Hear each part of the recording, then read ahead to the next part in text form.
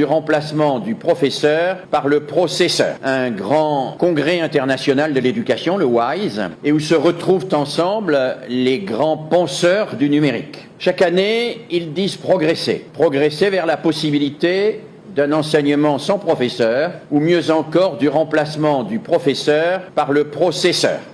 Est-ce que les processeurs vont pouvoir remplacer les professeurs? C'est ce que le learning analytique nous promet, en nous expliquant qu'on va pouvoir, grâce à l'intelligence artificielle, analyser les mécanismes cognitifs au plus près de chaque individu et à partir de là, produire des logiciels individualisés d'apprentissage qui seront toutes et tous adaptés à chaque élève et qui permettront à chacune et à chacun d'atteindre tous les objectifs d'évaluation. Ce learning analytique se développe beaucoup aux États-Unis, en Californie en particulier. Mark Zuckerberg a mis en place toute une série d'expérimentations de ce type dans lesquelles il s'exprime avec des capsules vidéo que vous pouvez regarder, où il explique très clairement que l'avenir de l'éducation, c'est de pouvoir enfin se passer de professeur. Et il nous dit qu'il faut se passer de professeur parce que le professeur est ce qu'il appelle la variable aléatoire. Parce qu'il y en a des bons et des mauvais. Que comme il y en a des bons et des mauvais, c'est insupportable pour les parents et les États. Et que cette variable humaine aléatoire doit être remplacée par une machine qui, elle, fera le travail d'une manière équitable,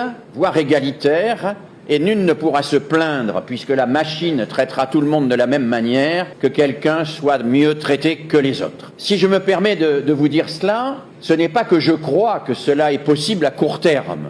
Je pense que c'est évidemment impossible à court terme, et c'est une songerie techniciste extrêmement dangereuse. Mais je crois que cette songerie ouvre une voie qui est la voie d'une technicisation à outrance du métier d'enseignant et d'une neutralisation de la variable humaine considérée comme aléatoire et donc comme néfaste. Il faudrait donc d'une certaine manière supprimer l'humain dans l'enseignement pour que l'enseignement soit complètement efficace et efficace de la même manière avec tous les élèves. C'est pour moi et pour nous, je pense, et pour vous, une réduction technocratique absolument insupportable.